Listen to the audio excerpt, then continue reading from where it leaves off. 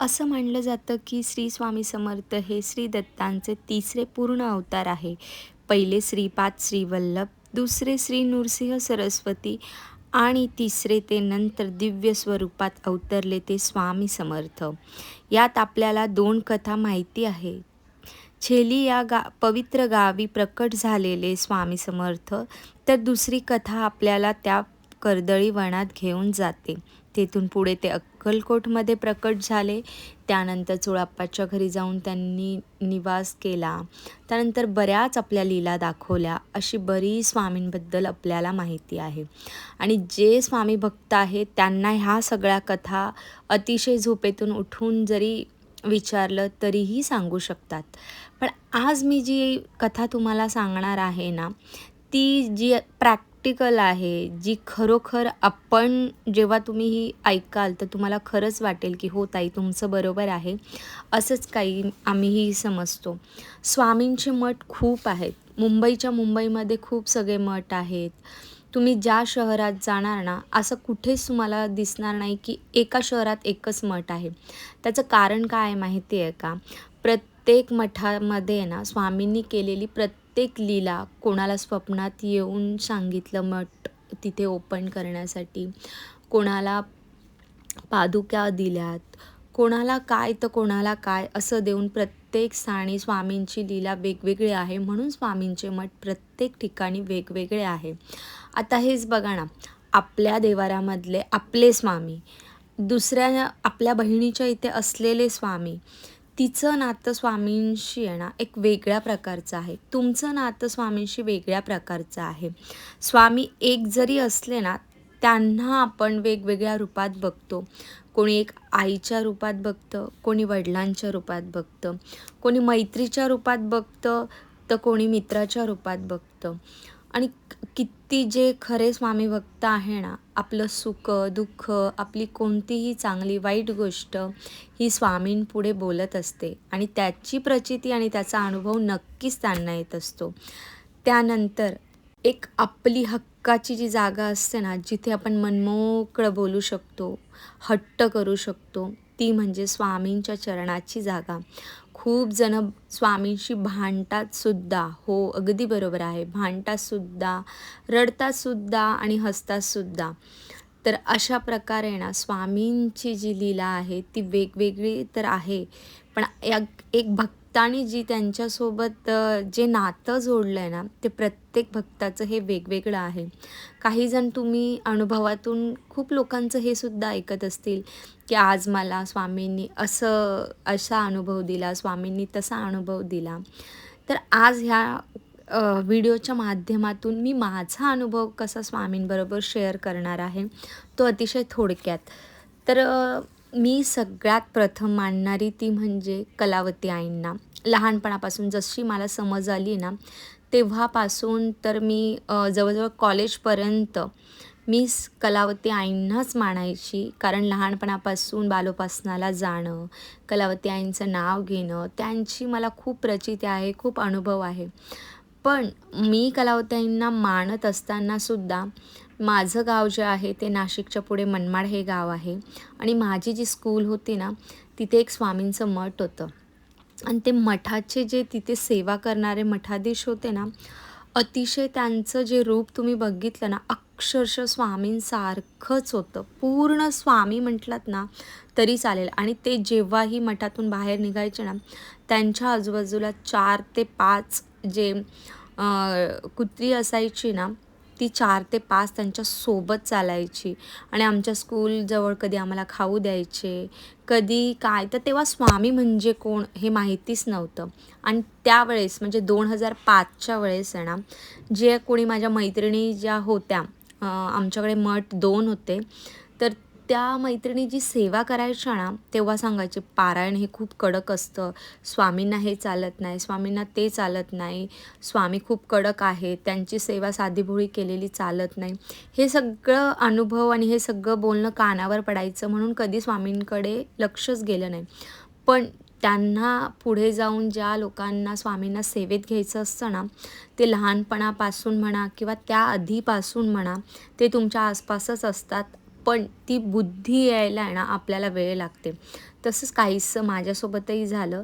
पण अजूनही मी तुम्हाला सांगते, की कधी-कधी मलाही हे वाटतं, की अरे मी तर लहानपणापासून कलावती आईंचं केलं. आता मी स्वामींचं करते, तर कलावती आईंना राग नाही येणार का?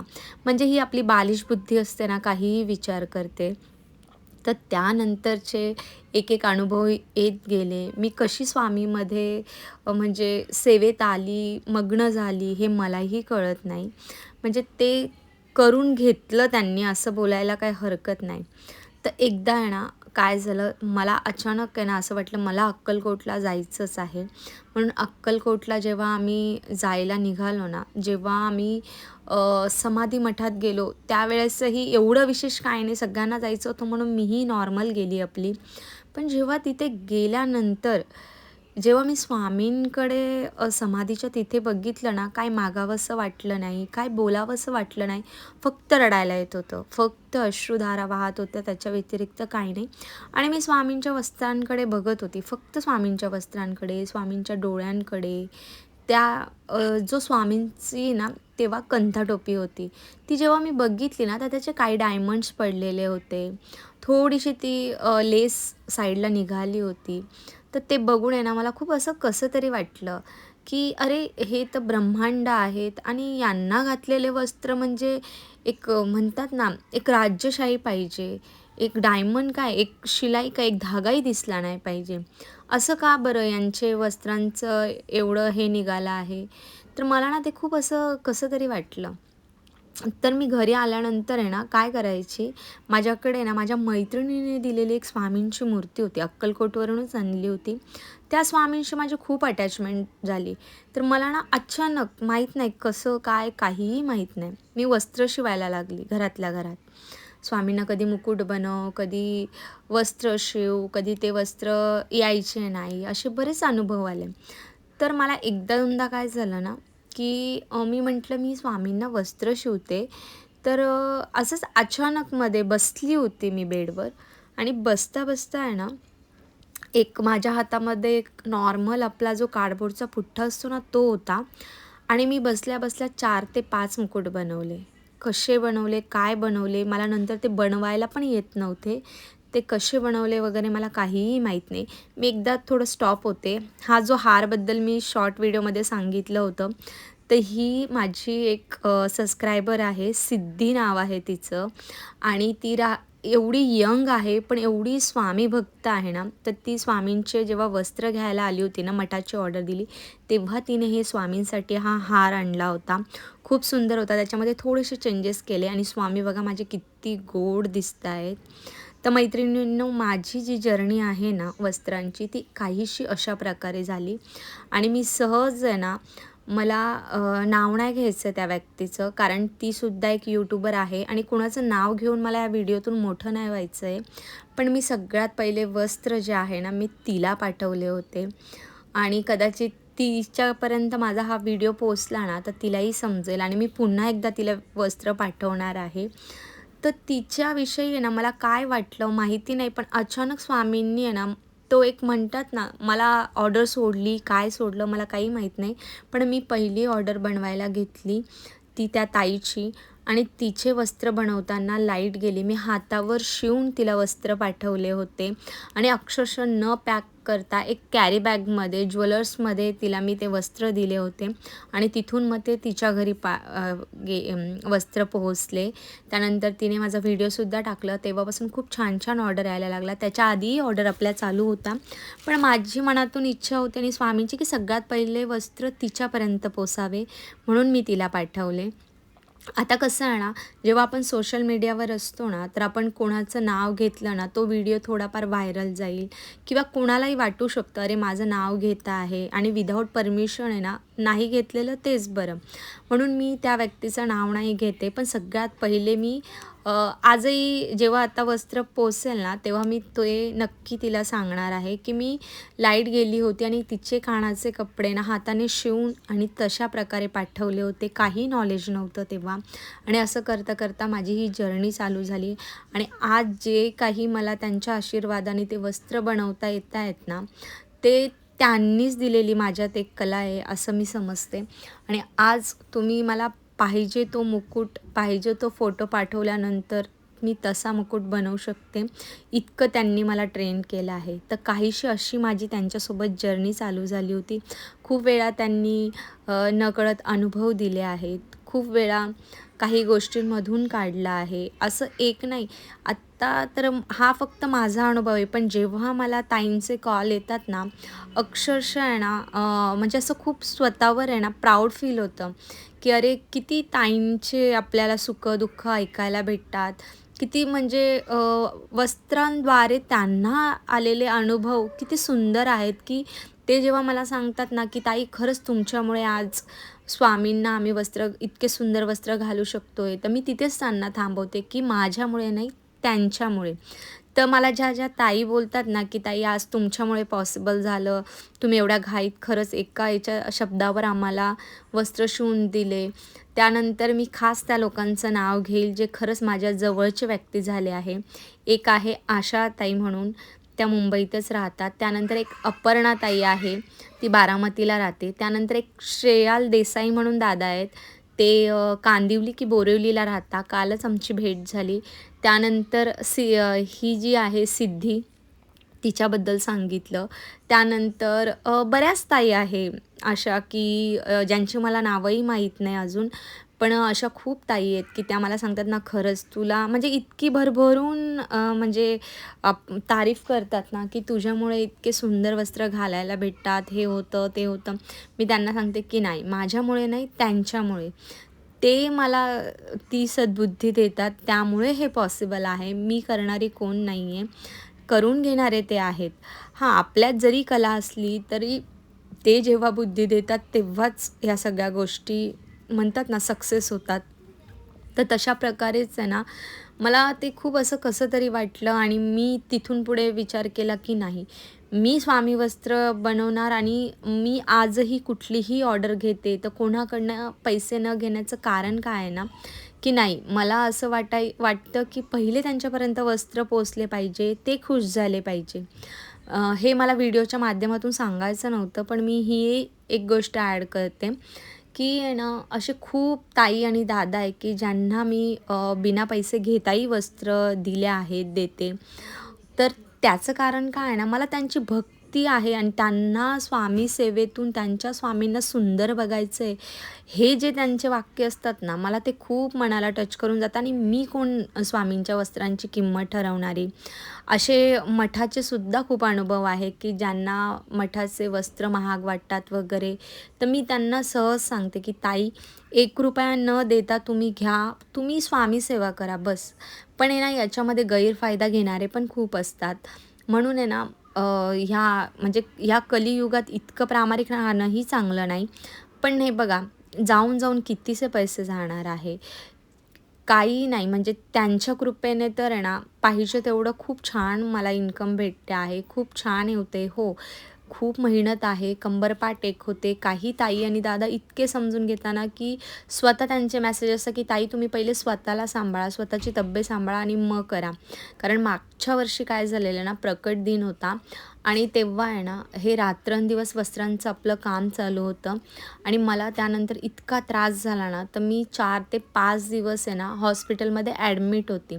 त्या ॲडमिट का होत्या? आता जे जवळचे त्यांना माहिती आहे.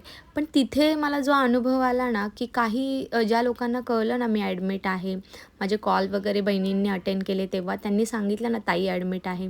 तर इतके मेसेजेस आले ना मला. मी हे सोशल मीडियावर नव्हतं टाकलं, पण सांगण्याचं रिझन मी सांगते तुम्हाला, कारण मी सांगते हे तुम्हाला, की काही ताई आणि दादा अक्षरशः की "नाही ताई, तू पहिले बरी हो. तू बरी झालीस तरच आम्हाला वस्त्र भेटतील.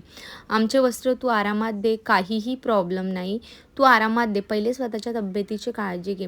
त्यानंतर काही दादा आणि ताईंचे असे सुद्धा अनुभव आले, की "हो, तुम्ही ॲडमिट आहात का?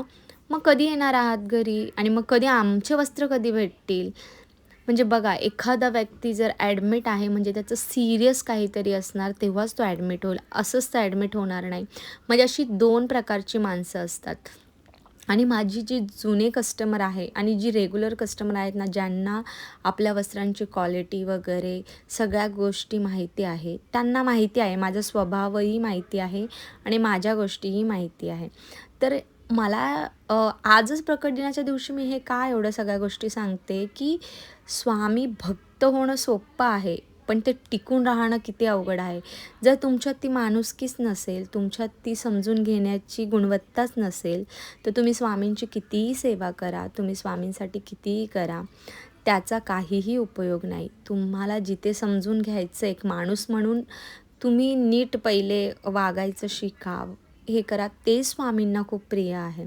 स्वामी कधीही म्हणत नाही, की माझी खूप सेवा करा, खूप माझ्यासाठी करा, नाही. तुम्ही एक माणसाने माणसासम वागणे, हे जे वाक्य आहे ना, ते खरोखर खूप सत्य आहे. माणसाने माणसासारखं जरी वागलं ना, तरी तुम्ही खूप पुण्याचा वाटा कमवला असं समजा. तर ताईंनो, आपली ही जी आहे ना वस्त्र, किंवा आपली जी ही वस्त्रांची जर्नी आहे ना, अशा प्रकारे थोडक्यात मी सांगितलं. एकदा डिटेल्स यावर नक्कीच व्हिडिओ बनवेल. आणि ना, इतके अनुभव येतात ना वस्त्र बनवता बनवता, ही सोपं नाही आहे. ज्या दिवशी आहे ना तुम्हाला स्वामींना एखादे वस्त्र घालायचे असेल ना, त्यांना जोपर्यंत मंजूर नाही ना, तुम्ही ते वस्त्र घालणार नाही. आता आशाताई ज्या आहेत ना, त्यांचा तुम्हाला इथे अनुभव सांगते. स्वामींचे वस्त्र त्या माझ्याकडनं इतके वस्त्र घेतात. 3 इंच मूर्ती आहे, पण त्यांच्या स्वामींचं डोकं आहे ना जरा मोठं आहे.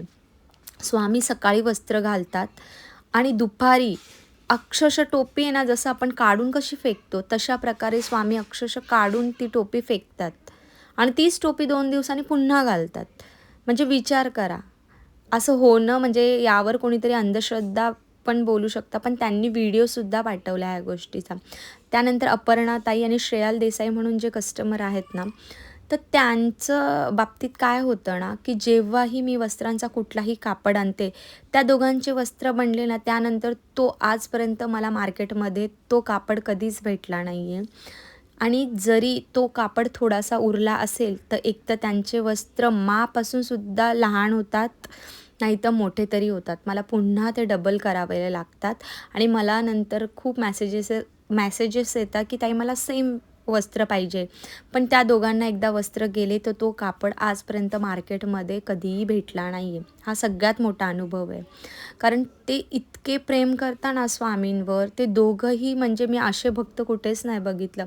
अक्षरशः स्वामींबद्दल बोलत असतील ना, तरी पण त्यांना रडायला येतं. इतकं म्हणजे इतकी आपुलकीने, इतकं प्रेम आहे. आणि ते दोघंही कधीच म्हणजे असं नाही, की नाही आमची ऑर्डर झालीच पाहिजे, नाही.